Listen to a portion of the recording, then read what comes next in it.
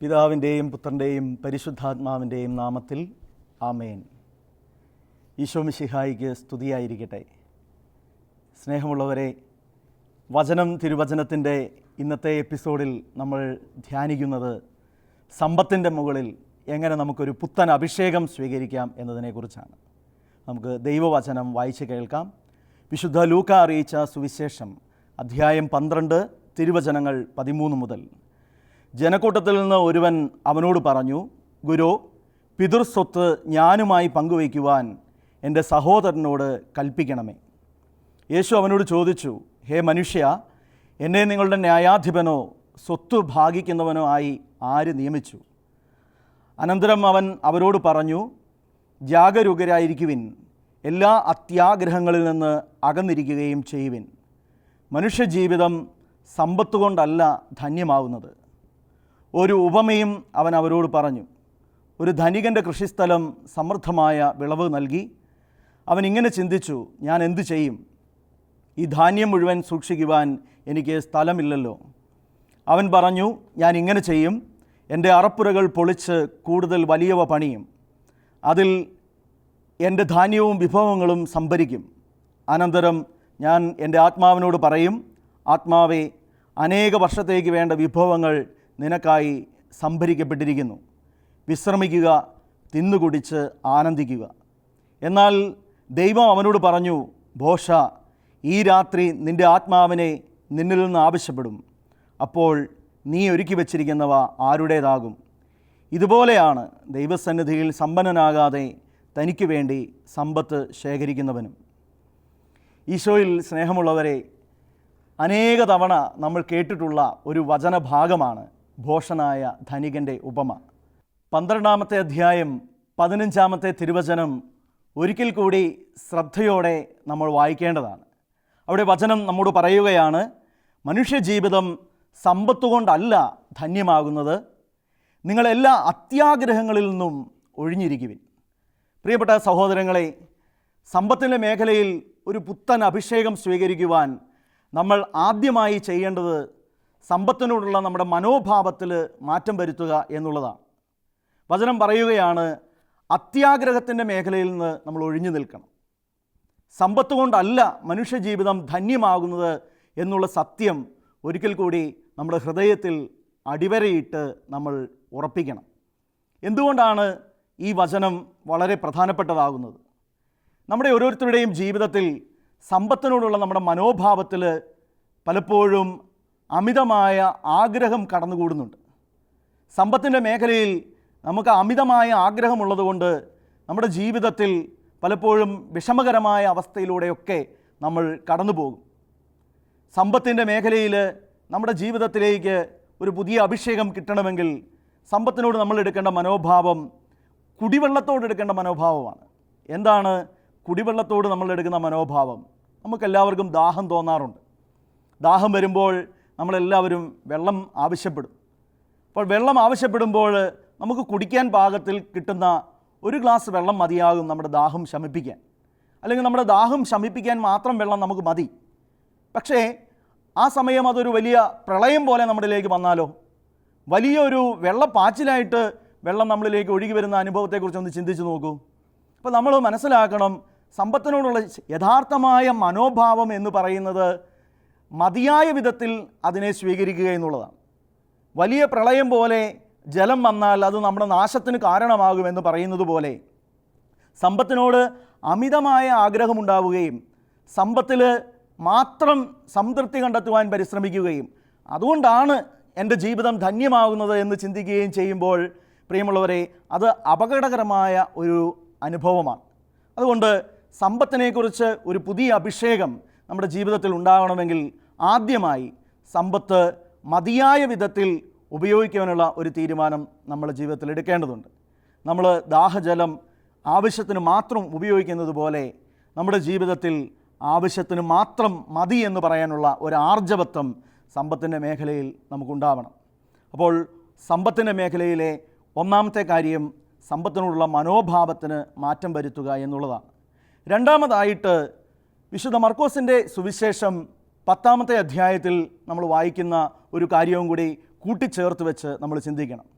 അവിടെ ഈശോയെ കാണാൻ വരുന്നത് ഒരു ധനികനായ ചെറുപ്പക്കാരനാണ്. ധനികനായ ചെറുപ്പക്കാരൻ ഈശോയുടെ അടുക്കൽ വന്നിട്ട് ഈശോയുടെ ശിഷ്യനാകുവാൻ വേണ്ടി ആഗ്രഹിക്കുകയാണ്. അവനോട് ഈശോ പറഞ്ഞു, നിനക്ക് ഒരു കുറവുണ്ട്. എന്താണ് അവൻ്റെ ആ ഒരു കുറവ്? നിനക്ക് ധാരാളം സമ്പത്തുണ്ട്, അതെല്ലാം വിറ്റ് നീ ദരിദ്രർക്ക് കൊടുക്കണം, എന്നിട്ട് നീ എന്നെ അനുഗമിക്കണം. ഇവിടെ ഈശോ വളരെ വ്യക്തമായിട്ട് ചുറ്റും നിന്നവരോട് പറയുന്ന, ശിഷ്യന്മാരോട് പറയുന്ന ഒരു കാര്യമുണ്ട്. മക്കളെ, ദൈവരാജ്യത്തിൽ പ്രവേശിക്കുക എത്ര പ്രയാസം. 24-ാമത്തെ തിരുവചനം, മർക്കോസിൻ്റെ സുവിശേഷം 10-ാമത്തെ അധ്യായം 24-ാമത്തെ തിരുവചനവും 25-ാമത്തെ തിരുവചനവും. മക്കളെ, ദൈവരാജ്യത്തിൽ പ്രവേശിക്കുക എത്ര പ്രയാസം. ധനവാൻ ദൈവരാജ്യത്തിൽ പ്രവേശിക്കുന്നതിനേക്കാൾ എളുപ്പം ഒട്ടകം സൂചിക്കുഴയിലൂടെ കടക്കുന്നതാണ്. പ്രിയമുള്ള സഹോദരങ്ങളെ, ഒട്ടകം സൂചിക്കുഴയിലൂടെ കടന്നു പോകുന്നതിനെക്കുറിച്ച് പറയുമ്പോൾ ദൈവവചന പണ്ഡിതർ പറയുന്ന 1-2 ചിന്തകൾ ഇതുമായിട്ട് ബന്ധപ്പെട്ട് നമ്മൾ മനസ്സിലാക്കേണ്ടതുണ്ട്. യഹൂദന്മാരുടെ കാലഘട്ടത്തിൽ, ഈശോ ജീവിച്ച ആ കാലഘട്ടത്തിൽ കപ്പലുകൾ നങ്കൂരമിടുവാൻ വേണ്ടിയിട്ട് അതിനെ ബന്ധിച്ച് നിർത്തുവാൻ ഉപയോഗിച്ചിരുന്നത് ഒട്ടക രോമം കൊണ്ടുള്ള വലിയ വടം പോലെയുള്ള കയറുകളായിരുന്നു.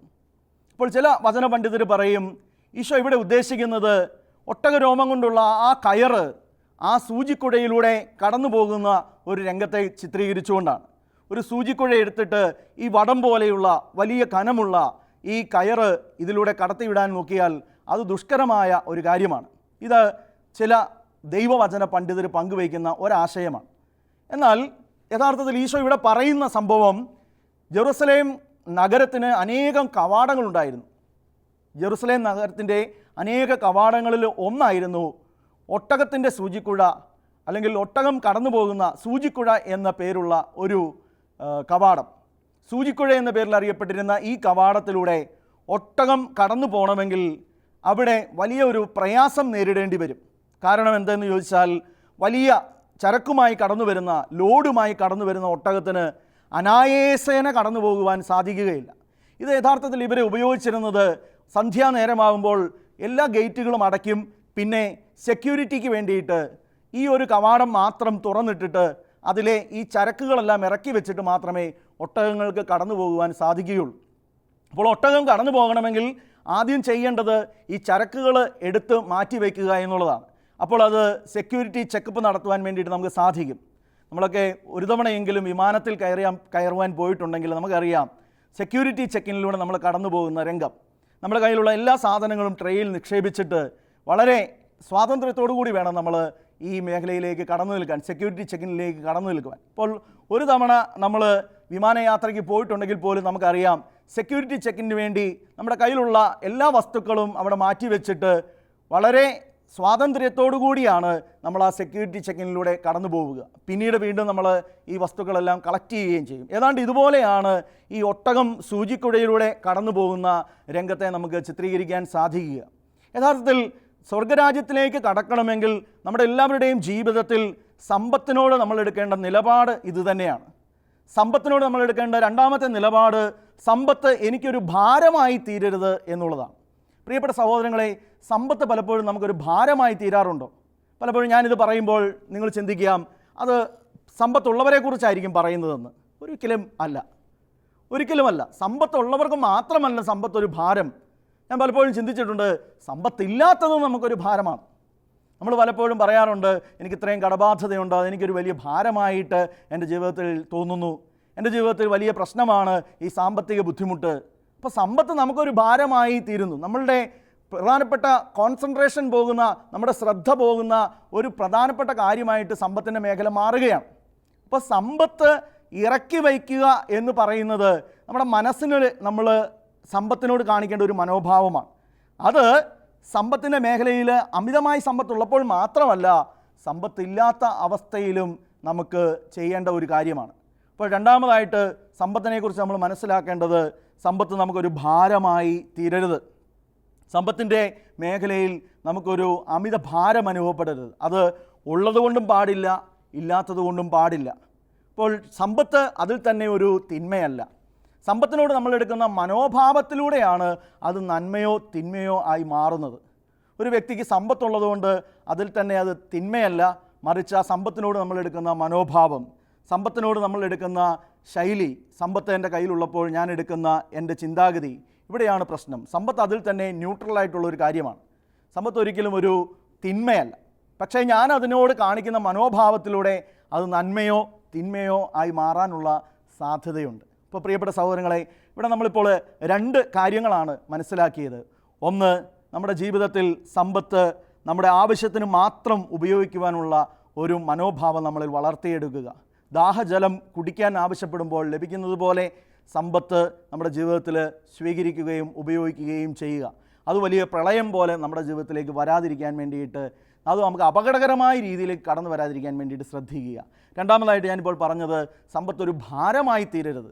സമ്പത്ത് നമ്മുടെ ജീവിതത്തിൽ ഇല്ലാത്തതുകൊണ്ടോ ഉള്ളതുകൊണ്ടോ ഒരു വലിയ ഭാരമായി തീരാതിരിക്കാൻ വേണ്ടിയിട്ട് നമ്മൾ ശ്രദ്ധിക്കണം. പ്രിയപ്പെട്ട സഹോദരങ്ങളെ, അങ്ങനെയെങ്കിൽ സമ്പത്തിനോട് നമ്മൾ എടുക്കേണ്ട മനോഭാവം എന്താണ്? ഒന്നാമത്തെ മനോഭാവം എന്ന് പറയുന്നത്, സമ്പത്തിനോട് നമ്മൾ എടുക്കേണ്ടത് ഉള്ളതുകൊണ്ട് തൃപ്തിപ്പെടുക എന്നുള്ളതാണ്. ദൈവവചനം വായിച്ചു പോകുമ്പോൾ തിമോഥെയോസിന് എഴുതിയ 1-ാം ലേഖനത്തിൻ്റെ 6-ാമത്തെ അധ്യായത്തിൽ 6 മുതലുള്ള തിരുവചനങ്ങളിലാണ് നമ്മളിത് വായിക്കുക. തിമോഥെയോസിന് എഴുതിയ ലേഖനം 6-ാമത്തെ അധ്യായം 6 മുതലുള്ള തിരുവചനങ്ങൾ. ഉള്ളതുകൊണ്ട് തൃപ്തിപ്പെടുന്നവന് ദൈവഭക്തി വലിയൊരു നേട്ടമാണ്. കാരണം നാം ഈ ലോകത്തിലേക്ക് ഒന്നും കൊണ്ടുവന്നിട്ടില്ല, ഇവിടെ നിന്ന് ഒന്നും കൊണ്ടുപോകാനും നമുക്ക് സാധിക്കുകയില്ല. ഭക്ഷണവും വസ്ത്രവും ഉണ്ടെങ്കിൽ അതുകൊണ്ട് നമുക്ക് തൃപ്തിപ്പെടാം. ധനവാന്മാരാകണമെന്ന് ആഗ്രഹിക്കുന്നവർ പ്രലോഭനത്തിലും കെണിയിലും മനുഷ്യനെ അധപതനത്തിലേക്ക് നയിക്കുന്ന നിരവധി വ്യാമോഹങ്ങളിലും പതിക്കുന്നു. എന്തെന്നാൽ ധനമോഹമാണ് എല്ലാ തിന്മകളുടെയും അടിസ്ഥാന കാരണം. ധനമോഹത്തിലൂടെ പലരും വിശ്വാസത്തിൽ നിന്ന് വ്യതിചലിച്ചു പോകുവാനും ഒട്ടേറെ വ്യഥകളാൽ തങ്ങളെ തന്നെ മുറിപ്പെടുത്തുവാനും ഇടയായിട്ടുണ്ട്. പ്രിയമുള്ള സഹോദരങ്ങളെ, എത്ര ശക്തമായ വചനമാണ് പൗലോസ് ലീഹ തിമോഥെയോസിന് എഴുതിയ 1-ാം ലേഖനം 6-ാമത്തെ അധ്യായം 6 മുതലുള്ള തിരുവചനങ്ങളിൽ പറയുന്നത്. വളരെ ആഴത്തിൽ നമ്മുടെ ഹൃദയത്തിൽ പതിക്കേണ്ടതാണ് ഈ വചനങ്ങൾ. നമ്മൾ ഈ ലോകത്തിലേക്ക് ഒന്നും കൊണ്ടുവന്നിട്ടില്ല, ഈ ലോകത്തിൽ നിന്ന് നമ്മൾ ഒന്നും കൊണ്ടുപോകുന്നുമില്ല. ഉള്ളതുകൊണ്ട് തൃപ്തിപ്പെടുന്നവന് ദൈവഭക്തി വലിയ പ്രയോജനകരമായ ഒരു കാര്യമാണ്. പ്രിയപ്പെട്ട സഹോദരങ്ങളെ, നമ്മുടെ ജീവിതത്തിൽ യഥാർത്ഥത്തിൽ ദൈവഭക്തിയിൽ നിന്ന് ഈ സമ്പത്തിനോടുള്ള അമിതമായ ആഗ്രഹം നമ്മളെ അകറ്റുന്നുണ്ടോ എന്ന് ചിന്തിക്കണം. നമ്മളെ പലപ്പോഴും സമ്പത്തിനോടുള്ള അമിതമായ ആഗ്രഹം മൂലം പലതരം വ്യഥകളിൽ നമ്മൾ ചെന്ന് പെടുന്നുണ്ട്, പലതരം തിന്മകളിൽ നമ്മൾ ചെന്ന് പെടുന്നുണ്ട്. അനേക അനുഭവങ്ങൾ നമ്മൾ അത്തരത്തിൽ കേൾക്കുവാൻ ഇടയാകും. സമ്പത്തിന് വേണ്ടി, സമ്പത്ത് കുന്നുകൂട്ടുന്നതിന് വേണ്ടി അനേകം തിന്മകളിലൂടെ യാത്ര ചെയ്ത വ്യക്തികളുടെ കഥകൾ. പ്രിയമുള്ള സഹോദരങ്ങളെ, ഇപ്പോൾ സമ്പത്ത് വലിയൊരു തിന്മയായി നമ്മുടെ ജീവിതത്തിൽ മാറുന്നു എന്നുള്ളത് ദുഃഖകരമായ ഒരു കാര്യമാണ്. സമ്പത്തിനോട് നമ്മൾ എടുക്കേണ്ട മനോഭാവം ഉള്ളതുകൊണ്ട് തൃപ്തിപ്പെടുക എന്നുള്ള മനോഭാവമാണ്. അല്ലെങ്കിൽ നമ്മളെല്ലാവരും യഥാർത്ഥത്തിൽ ഭൗതികവാദത്തിലേക്ക്, മറ്റീരിയലിസ്റ്റിക് ആയിട്ടുള്ള ചിന്താഗതിയിലേക്ക് മാറിപ്പോകുവാൻ ഇടയുണ്ട്. ഇവിടെ ഭോഷനായ ധനികൻ്റെ കഥയിൽ നമ്മൾ വായിച്ചു കേട്ട ഒരു കാര്യമുണ്ട്. അവൻ ആവശ്യത്തിന് സമ്പത്ത് ലഭിച്ചു കഴിഞ്ഞപ്പോൾ അവൻ പറയുകയാണ്, തിന്നാം, കുടിക്കാം, ആനന്ദിക്കാം. യഥാർത്ഥത്തിൽ ഇത് ബൈബിളിൽ നമ്മൾ കാണുന്ന വാക്യമാണെങ്കിലും തത്വചിന്തയുടെ പിൻബലത്തിലൊക്കെ നമ്മൾ ഇതിനെക്കുറിച്ച് മനസ്സിലാക്കാറുണ്ട്. യവന തത്വചിന്തയിൽ നമ്മൾ കാണുന്നുണ്ട് ഹെഡോണിസ്റ്റിക് ആയിട്ടുള്ള ചിന്താഗതി. അതായത് ആനന്ദിക്കുവാൻ, തിന്നുവാനും കുടിക്കുവാനും ആനന്ദിക്കുവാനും ഉള്ള പ്രവണത. നാളെ എന്ന് പറയുന്നത് നമ്മുടെ ജീവിതത്തിൽ ഇല്ല, അത് ഇന്നുകൊണ്ട് തീർന്നു, എല്ലാം ഇന്നുകൊണ്ട് അസ്തമിക്കുന്നതാണ്. ഈ ലോകത്തിൽ അപ്പുറത്തേക്ക് ഒരു ലോകമില്ല, ഈ ലോകത്തിനപ്പുറത്തേക്ക് ദൈവമില്ല, അതിനപ്പുറത്തേക്ക് ഒരു ജീവിതമില്ല എന്ന് പറയുന്ന മതമില്ലാത്ത ജീവിതത്തിൻ്റെ ഒരവസ്ഥ.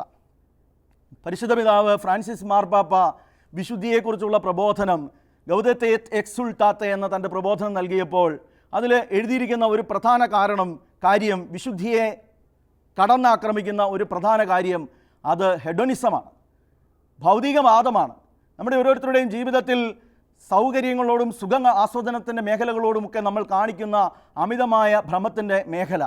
1-ാം കൊറിന്തോസ് ലേഖനം 10-ാമത്തെ അധ്യായം 7-ാമത്തെ തിരുവചനത്തിൽ ഇങ്ങനെയൊരു വചനം എഴുതിയിട്ടുണ്ട്. 1-ാം കൊറിന്തോസ് ലേഖനം 10-ാമത്തെ അധ്യായം 7-ാമത്തെ തിരുവചനം. അവർ ഭക്ഷിക്കുവാനും കുടിക്കുവാനുമായി ഇരിക്കുകയും നൃത്തം ചെയ്യാനായി എഴുന്നേൽക്കുകയും ചെയ്തു എന്ന് അവരെപ്പറ്റി എഴുതിയിരിക്കുന്നു. തിന്നാനും കുടിക്കാനുമായി ജനം ഇരിക്കുകയും നൃത്തം ചെയ്യാനായി എഴുന്നേൽക്കുകയും ചെയ്തു എന്ന് എഴുതപ്പെട്ടിരിക്കുന്ന ഈ വചനം ഇസ്രായേൽ ജനത്തെക്കുറിച്ച് എഴുതിയിരുന്നതാണ്. അവരുടെ മരുഭൂമി യാത്രയിൽ ദൈവാശ്രയ ബോധം അവർക്ക് നഷ്ടപ്പെട്ടപ്പോൾ, ദൈവത്തെക്കുറിച്ചുള്ള ചിന്ത നഷ്ടപ്പെട്ട് കഴിഞ്ഞപ്പോൾ പ്രിയമുള്ള സഹോദരങ്ങളെ, അവരെന്താണ് ചെയ്തത്? അവർ തിന്നുകയും കുടിക്കുകയും ആനന്ദിക്കുകയും ചെയ്ത് ജീവിതം മുൻപോട്ട് നീക്കി. യെശയ്യാ പ്രവാചകൻ്റെ പുസ്തകം 22-ാമത്തെ അധ്യായം 13-ാമത്തെ തിരുവചനം: കാളകളെയും ആടുകളെയും കൊല്ലുന്നു, അവിടെ ഇറച്ചി തീറ്റിയും വീഞ്ഞുകുടിയും, നമുക്ക് തിന്നു കുടിച്ച് മതിക്കാം, നാളെ നമ്മൾ മരിക്കുമെന്ന് അവർ പറയുന്നു. പ്രിയപ്പെട്ട സഹോദരങ്ങളെ, ഒരുപക്ഷേ നമ്മുടെയൊക്കെ ജീവിത ശൈലി ഈ ഹെഡോണിസത്തിലൂടെ കടന്നു പോകുമ്പോൾ ഇത്തരത്തിലുള്ള ജീവിത ശൈലിയിലേക്ക് നമ്മൾ ചുവട് മാറ്റുന്നുണ്ടോ എന്ന് നമ്മൾ ചിന്തിക്കണം. നമ്മുടെയൊക്കെ ജീവിതത്തിൽ നമ്മൾ തിന്ന് കുടിച്ച് ആനന്ദിക്കാമെന്ന് പറയുന്ന പ്രവണതയിലൂടെ കടന്നു പോകുന്നുണ്ടോ? ഇന്ത്യൻ ഫിലോസഫിയിൽ, ഇന്ത്യൻ തത്വചിന്തയിൽ ചാർവാകകൾ എന്ന് പറഞ്ഞൊരു കൂട്ടരുണ്ടായിരുന്നു. അവർ പ്രചരിപ്പിച്ച ഏറ്റവും പ്രധാനപ്പെട്ട ആശയം ഇതായിരുന്നു: തിന്നാം, കുടിക്കാം, ആനന്ദിക്കാം, നാളെ എന്ന് പറയുന്നത് നമുക്കില്ല. പ്രിയപ്പെട്ട സഹോദരങ്ങളെ, അപ്പോൾ സമ്പത്തിനോടുള്ള നമ്മുടെ അമിതമായ ഭ്രമം ദൈവത്തിൽ നിന്ന് നമ്മളെ പതിയെ അകറ്റിക്കളയും. പ്യുവർ മെറ്റീരിയലിസത്തിലേക്ക്, ഭൗതികവാദത്തിലേക്ക് നമ്മളെ ചുവട് മാറ്റുവാൻ പ്രേരിപ്പിക്കും. അങ്ങനെ നമ്മുടെ ജീവിതത്തിൽ ദൈവത്തിനുപരിയായി സമ്പത്തിനെ സ്ഥാപിക്കുവാനും സമ്പത്തിനെ ആരാധിക്കുവാനുമുള്ള പ്രലോഭനത്തിലൂടെ നമ്മൾ കടന്നു പോകും. പ്രിയമുള്ളവരെ, ഹെബ്രായർക്ക് എഴുതപ്പെട്ട ലേഖനം 13-ാമത്തെ അധ്യായത്തിൻ്റെ 5-ാമത്തെ തിരുവചനം നമ്മളോട് പറയുകയാണ്: നിങ്ങളുടെ ജീവിതം ദ്രവ്യാഗ്രഹത്തിൽ നിന്ന് സ്വതന്ത്രമായിരിക്കട്ടെ, ഉള്ളതുകൊണ്ട് തൃപ്തിപ്പെടുവിൻ, ഞാൻ നിന്നെ ഒരു വിധത്തിലും അവഗണിക്കുകയോ ഉപേക്ഷിക്കുകയോ ഇല്ല എന്ന് അവിടുന്ന് പറഞ്ഞിട്ടുണ്ടല്ലോ. എത്ര കൃത്യമായ ഉറപ്പാണ് ദൈവം നമുക്ക് തരുന്നത്. സമ്പത്തിൻ്റെ മേഖലയിൽ ദൈവം നമുക്ക് തരുന്ന ഒരു ഉറപ്പ് ഹെബ്രായർക്ക് എഴുതപ്പെട്ട ലേഖനം 13-ാമത്തെ അധ്യായം 5-ാമത്തെ തിരുവചനമാണ്: നിങ്ങളുടെ ജീവിതം ദ്രവ്യാഗ്രഹത്തിൽ നിന്ന് സ്വതന്ത്രമായിരിക്കട്ടെ, ഉള്ളതുകൊണ്ട് തൃപ്തിപ്പെടുവിൻ. പ്രിയമുള്ളവരെ, ഒരു വിധത്തിലും ദൈവം നമ്മളെ അവഗണിക്കുകയില്ല, ഒരു വിധത്തിലും ദൈവം നമ്മളെ ഉപേക്ഷിക്കുകയില്ല. എത്ര കൃത്യമായ ഉറപ്പ് തരുന്ന ഒരു ദൈവ സാന്നിധ്യമാണ് നമുക്കുള്ളത്. അപ്പം അതുകൊണ്ട് സമ്പത്തിനോട് നമുക്കുണ്ടാവേണ്ട മനോഭാവം ഉള്ളതുകൊണ്ട് തൃപ്തിപ്പെടുക എന്നുള്ളതാണ്. സമ്പത്തിന് മുകളിൽ ദൈവത്തിൻ്റെ കരബലത്തിൽ ആശ്രയിക്കുവാനുള്ള കൃപ നമുക്ക് യാചിക്കുവാൻ സാധിക്കണം. സമ്പത്തിലല്ല നമ്മൾ ആശ്രയിക്കേണ്ടത്. രണ്ടാമതായിട്ട് സമ്പത്തിനോടുള്ള നമ്മുടെ മനോഭാവത്തിലെ മാറ്റം എന്ന് പറയുന്നത് ഔദിത്യബോധം ഉപേക്ഷിക്കുക എന്നുള്ളതാണ്. സമ്പത്ത് ഗർവിന് കാരണമാവുന്നുണ്ടോ എന്ന് നമ്മൾ ചിന്തിച്ച് നോക്കണം. നമുക്ക് ജീവിതത്തിൽ സമ്പന്നത ഉണ്ടാകുമ്പോൾ ദൈവത്തെ തള്ളിപ്പറയുന്ന വ്യക്തികളായി നമ്മൾ മാറുന്നുണ്ടോ? നിയമാവർത്തന പുസ്തകം 8-ാമത്തെ അധ്യായം 17-ാമത്തെ തിരുവചനം ഇങ്ങനെയാണ്: എൻ്റെ ശക്തിയും എൻ്റെ കരങ്ങളുടെ ബലവുമാണ് എനിക്ക് ഈ സമ്പത്തെല്ലാം നേടിത്തന്നതെന്ന് ഹൃദയത്തിൽ നിങ്ങൾ പറയരുത്.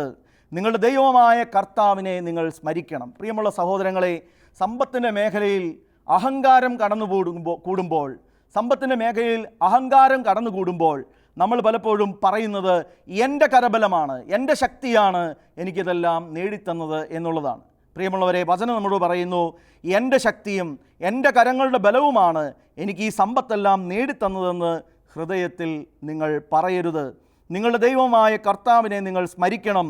എന്തെന്നാൽ നിങ്ങളുടെ പിതാക്കന്മാരോട് ചെയ്ത ഉടമ്പടി ഇന്നും നിറവേറ്റുന്നതിന് വേണ്ടി സമ്പത്ത് നേടാൻ അവിടുന്നാണ് നിങ്ങൾക്ക് ശക്തി തരുന്നത്.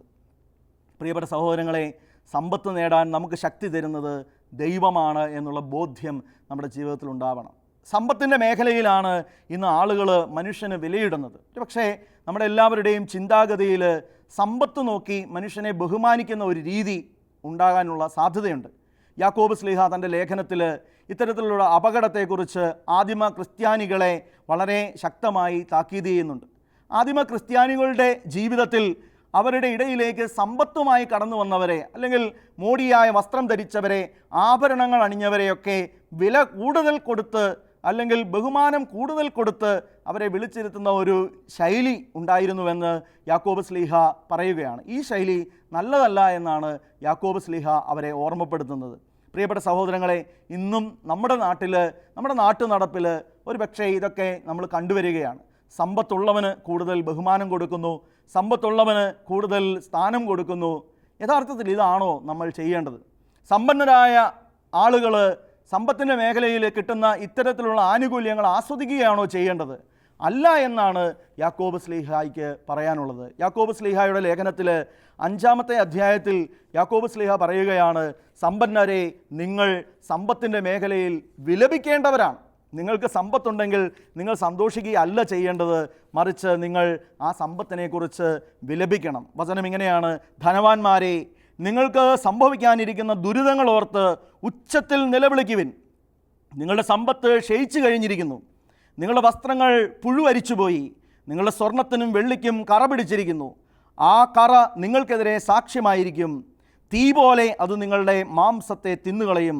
അവസാനത്തെ നാളുകളിലേക്കാണ് നിങ്ങൾ സമ്പത്ത് ശേഖരിച്ചത്. നിങ്ങളുടെ നിലങ്ങളിൽ നിന്ന് വിളവ് ശേഖരിച്ച വേലക്കാർക്ക് കൊടുക്കാത്ത പിടിച്ചുവെച്ച കൂലി ഇതാ നിലവിളിക്കുന്നു. പ്രിയമുള്ളവരെ, സമ്പത്ത് കുന്നുകൂടുന്നുണ്ടെങ്കിൽ, ഒരിടത്ത് സമ്പത്ത് വർദ്ധിക്കുകയും മറ്റൊരിടത്ത് ദാരിദ്ര്യം വളരുകയും ചെയ്യുന്നുണ്ടെങ്കിൽ സമ്പത്തിൻ്റെ മേഖലയിൽ എവിടെയോ അനീതി സംഭവിച്ചു എന്ന് നമ്മൾ മനസ്സിലാക്കണം. ഒരിടത്ത് സമ്പത്ത് കുന്നുകൂടുന്നു, മറ്റൊരിടത്ത് ദാരിദ്ര്യം വർദ്ധിക്കുന്നുവെങ്കിൽ നമ്മൾ തിരിച്ചറിയേണ്ട ഒരു പ്രധാന കാര്യം, സമ്പത്തിൻ്റെ മേഖലയിൽ എവിടെയോ ഒരു അനീതി സംഭവിച്ചിട്ടുണ്ട്. എൻ്റെ ജീവിതത്തിൽ ആ അനീതി സംഭവിച്ചോ എന്ന് ആത്മശോധന ചെയ്യുവാൻ ഓരോ സമ്പത്തുള്ള വ്യക്തിയും തയ്യാറാകണം. നിൻ്റെ സമ്പാദ്യം വലുതോ ചെറുതോ ആകട്ടെ. നിൻ്റെ സമ്പാദ്യം വലുതാകാം, നിൻ്റെ സമ്പാദ്യം ചെറുതാകാം. സമ്പത്ത് വലുതോ ചെറുതോ ആകട്ടെ, ഒരു പരിധിവരെ നിൻ്റെ സമ്പാദ്യത്തിൻ്റെ മേൽ നിനക്കൊരു ആത്മശോധനയ്ക്കുള്ള വിഷയമുണ്ട് എന്ന് വചനം പറയുകയാണ്. അത് സമ്പാദ്യം ഉണ്ടാക്കിയെടുത്ത വഴിയെക്കുറിച്ചുള്ള ആത്മശോധനയുടെ ചിന്തയാണ്. സമ്പത്ത് വിശുദ്ധമാക്കുവാനുള്ള വിളിയാണ് നൽകുന്നത്. സമ്പത്തിൻ്റെ മേഖലയെക്കുറിച്ച് അനുതപിക്കുവാനുള്ള കാര്യങ്ങളുണ്ടോ എന്ന് ചിന്തിക്കുവാൻ നമുക്ക് ഓരോരുത്തർക്കും സാധിക്കണമെന്ന് വചനം പറയുകയാണ്. പ്രഭാഷകൻ്റെ പുസ്തകത്തിൽ 13-ാമത്തെ അധ്യായം 24-ാമത്തെ തിരുവചനത്തിൽ നമ്മളോട് പറയുകയാണ്, പാപവിമുക്തമെങ്കിൽ സമ്പത്ത് നല്ലത് തന്നെ. പ്രഭാഷകൻ്റെ പുസ്തകം 13-ാമത്തെ അധ്യായം 24-ാമത്തെ തിരുവചനം, പാപവിമുക്തമെങ്കിൽ സമ്പത്ത് നല്ലത് തന്നെ. പ്രിയമുള്ളവരെ, സമ്പത്തിനെ വിശുദ്ധീകരിക്കാൻ നമുക്ക് സാധിക്കണം. അപ്പോൾ രണ്ടാമത്തെ കാര്യം, സമ്പത്തിൻ്റെ മേഖലയിൽ വിശുദ്ധീകരണം സംഭവിക്കുക എന്നുള്ളതാണ്. സമ്പത്തിനോട് നമ്മൾ എടുക്കുന്ന നിലപാട് രണ്ടാമതായിട്ട് അനുതാപത്തിൻ്റെ മേഖലയാകട്ടെ, വിശുദ്ധീകരണത്തിൻ്റെ മേഖലയാകട്ടെ. മൂന്നാമതായിട്ട് ഒരു കാര്യവും കൂടെ പറഞ്ഞുകൊണ്ട് ഈ വചന വിചിന്തനം അവസാനിപ്പിക്കുവാൻ വേണ്ടിയിട്ട് ഞാൻ ആഗ്രഹിക്കുകയാണ്. പ്രിയപ്പെട്ട സഹോദരങ്ങളെ, സമ്പത്തിൻ്റെ മേഖലയിൽ സമത്വം ഉണ്ടാകുവാൻ നമ്മൾ ആഗ്രഹിക്കണം. സമ്പത്തിൻ്റെ മേഖലയിൽ സമത്വത്തിലേക്ക് വളരുവാൻ നമുക്ക് കഴിയണം. 2 കൊരിന്തോസ് ലേഖനം 8-ാമത്തെ അധ്യായം 14-ാമത്തെ തിരുവചനത്തിൽ പൗലോസ് ലീഹ പറയുകയാണ്, മറ്റുള്ളവർ കഷ്ടപ്പെടരുതെന്നും നിങ്ങൾ കഷ്ടപ്പെടണമെന്നുമല്ല ഞാൻ അർത്ഥമാക്കുന്നത്. അവരുടെ സമൃദ്ധിയിൽ നിന്ന് നിങ്ങളുടെ കുറവ് നികത്തപ്പെടുന്നതിന് നിങ്ങളുടെ ഇപ്പോഴത്തെ സമൃദ്ധിയിൽ നിന്ന് അവരുടെ കുറവ് നികത്തണമെന്നും അപ്രകാരം സമത്വം ഉണ്ടാകണമെന്നുമാണ്. ഒരുപക്ഷേ അല്പം ദുർഗ്രഹമായ ഒരു വചനമായി നമുക്ക് തോന്നാം. പൗലോസ് ലീഹ പറയുകയാണ്, ഇന്ന് നിങ്ങൾക്ക് സമ്പത്തുണ്ട്, അവർക്ക് സമ്പത്തില്ല. എന്നാൽ നാളെ ഒരു ദിവസമുണ്ട്, അന്ന് അവർക്ക് സമ്പത്തുണ്ടാവുകയും നിങ്ങൾക്കില്ലാതെ വരികയും ചെയ്യും. അതുകൊണ്ട് നിങ്ങളൊരു കാര്യം ചെയ്യണം, ഇന്ന് നിങ്ങൾക്കുള്ളതിൽ നിന്നെടുത്ത് ആ ഇല്ലാത്തവർക്ക് കൊടുത്താൽ നാളെ അവർക്കുണ്ടാകുമ്പോൾ, നിങ്ങൾക്കില്ലായ്മ വരുമ്പോൾ നിങ്ങൾക്ക് അവരുടെ സമ്പാദ്യത്തിൽ നിന്നും നിങ്ങൾക്ക് എടുത്തു തരാൻ വേണ്ടിയിട്ട് അവർക്ക് കഴിയും. എന്ന് പറഞ്ഞാൽ കാർന്നോമാർ നമ്മളോട് പറയാറുണ്ട്, ഒരു കുന്നിന് ഒരു കുഴിയുണ്ട്. പ്രിയമുള്ളവരെ, ഈ ലോകത്ത് ദൈവം ഒരു പുതിയ സമ്പത്തും ഉണ്ടാക്കുന്നില്ല. ദൈവം പുതിയ സമ്പത്തൊന്നും സൃഷ്ടിക്കുന്നില്ല. മറിച്ച് എന്താണ് ചെയ്യുന്നത്? ഡിസ്ട്രിബ്യൂഷൻ നടത്തുകയാണ്. ഇന്നുള്ളവനിൽ നിന്നെടുത്ത് ഒരു പക്ഷേ ഇല്ലാത്തവന് നാളെ കൊടുക്കും. അപ്പോൾ ചിലപ്പോൾ നമുക്കില്ലാതാകും. അപ്പോൾ മറ്റുള്ളവർക്ക് ആ സമ്പത്ത് വർദ്ധിക്കുകയും ആ വർധനവിൽ നിന്ന് നമുക്ക് തരുവാൻ വേണ്ടിയിട്ട് അവർക്ക് സാധിക്കുകയും ചെയ്യും. അപ്പോൾ ദൈവം സമ്പത്തിൻ്റെ മേഖലയിൽ ഒരു പുതിയ ഡിസ്ട്രിബ്യൂഷനാണ് ആഗ്രഹിക്കുന്നത്. സമത്വം ഉണ്ടാകണമെന്നാണ് ആഗ്രഹിക്കുന്നത്. നമ്മുടെ കയ്യിൽ ഇന്നുള്ള സമ്പത്തിൽ നിന്ന് പങ്കുവെച്ചു കൊടുക്കാൻ നമുക്ക് തയ്യാറാകണം. സമ്പത്ത് ആരുടെയും കയ്യിൽ സ്ഥിരമായി നിൽക്കുകയില്ല. വിവരമുള്ള നമ്മുടെ കാരണവന്മാർ സമ്പത്തിനിട്ട പേര് ചക്രമെന്നായിരുന്നു. അതിങ്ങനെ കറങ്ങിക്കൊണ്ടിരിക്കും. സമ്പത്ത് ആരുടെയും കയ്യിൽ ഉറച്ചു നിൽക്കുന്നില്ല. അപ്പം അതുകൊണ്ട് നമ്മൾ ഓർക്കണം, സമ്പത്തിൻ്റെ മേഖലയിൽ ഔദത്യഭാഗത്തോടുകൂടി വലിയ അഹങ്കാരത്തോടുകൂടി ഞാൻ അധ്വാനിച്ചതാണ്, ഞാൻ ആർക്കും കൊടുക്കുകയില്ല എന്ന് പറയുന്ന രീതി ഉപേക്ഷിക്കണം. വചനം പറയുകയാണ്, മറ്റുള്ളവർ കഷ്ടപ്പെടരുതെന്നും നിങ്ങൾ കഷ്ടപ്പെടണമെന്നും അല്ല ഞാൻ ആഗ്രഹിക്കുന്നത്. നിങ്ങൾ കഷ്ടപ്പെട്ട് നേടിയതാണ് സമ്പത്ത്. ചെറിയ പണമാണെങ്കിൽ പോലും എല്ലാവരും അധ്വാനിച്ചുണ്ടാക്കുന്നതാണ്. പക്ഷേ നാളെ നിങ്ങൾക്കില്ലാതെ വരുമ്പോൾ ഉള്ളവൻ നിങ്ങൾക്ക് തരണമെങ്കിൽ ഇന്ന് നിങ്ങളുടെ കയ്യിലുള്ളത് പങ്കുവയ്ക്കുവാൻ നിങ്ങൾ തയ്യാറാകണമെന്നാണ് വചനം ഓർമ്മിപ്പിക്കുന്നത്. അപ്പോൾ സമത്വത്തിൻ്റെ ഒരു മനോഭാവത്തിലേക്ക് സമ്പത്തിൻ്റെ മേഖലയിൽ നമ്മൾ വളരേണ്ടിയിരിക്കുന്നു. പ്രധാനമായിട്ടും നമ്മൾ ഈ സമയം കേട്ട 3-4 കാര്യങ്ങൾ. ഒന്നാമതായിട്ട് സമ്പത്തിനോടുള്ള നമ്മുടെ മനോഭാവത്തിന് മാറ്റം വരുത്തുക. സമ്പത്ത് കൊണ്ടല്ല മനുഷ്യജീവിതം ധന്യമാകുന്നത്, ആവശ്യത്തിന് ഉപയോഗിക്കുക. കുടിവെള്ളം പോലെ സമ്പത്ത് നമ്മുടെ കയ്യിലുണ്ടാവട്ടെ. രണ്ടാമതായിട്ട് സമ്പത്ത് നമുക്കൊരു ഭാരമായി തീരരുത്, അത് ഉള്ളപ്പോഴും ഇല്ലാത്തപ്പോഴും. മൂന്നാമതായിട്ട് സംതൃപ്തിയുടെ ജീവിതം നയിക്കുക, അത്യാഗ്രഹം ഒഴിവാക്കുക, മെറ്റീരിയലിസത്തിൻ്റെ ഭൗതികവാദത്തിൻ്റെ ജീവിതശൈലിയിലേക്ക് പോകാതെ ഉള്ളതുകൊണ്ട് സംതൃപ്തിപ്പെട്ട് ജീവിക്കുവാൻ വേണ്ടിയിട്ട് സാധിക്കുക. നാലാമതായിട്ട് നമ്മുടെ ജീവിതത്തിൽ നമ്മൾ സമ്പത്തിൻ്റെ മേഖലയിൽ ഔദിത്യം വെടിയുക, ദൈവം തന്നതാണിതെല്ലാം എന്ന് ഏറ്റുപറയാനുള്ള മനോഭാവം ഉണ്ടാവുക. അഞ്ചാമതായിട്ട് സമ്പത്തിൻ്റെ മേഖലയിൽ ഒരു സമത്വം ആഗ്രഹിച്ചുകൊണ്ട് നമ്മുടെ കയ്യിലുള്ളവ മറ്റുള്ളവരുമായി പങ്കുവയ്ക്കുവാൻ നമുക്ക് സാധിക്കട്ടെ. പ്രിയമുള്ളവരെ, ഒരു നിമിഷം നമുക്ക് പ്രാർത്ഥിക്കാം. കാരുണ്യവാനായ ദൈവമേ, സർവ്വസമ്പന്നനായിരുന്നിട്ടും ദാരിദ്ര്യം പുൽകി ഞങ്ങളെ രക്ഷിക്കുവാൻ കടന്നു വന്ന അങ്ങയെ ഞങ്ങൾ ആരാധിക്കുകയും സ്തുതിക്കുകയും ചെയ്യുന്നു.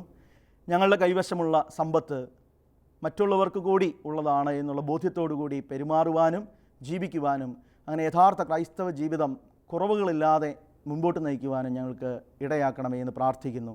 പിതാവിൻ്റെയും പുത്രൻ്റെയും പരിശുദ്ധാത്മാവിൻ്റെയും നാമത്തിൽ ആമേൻ.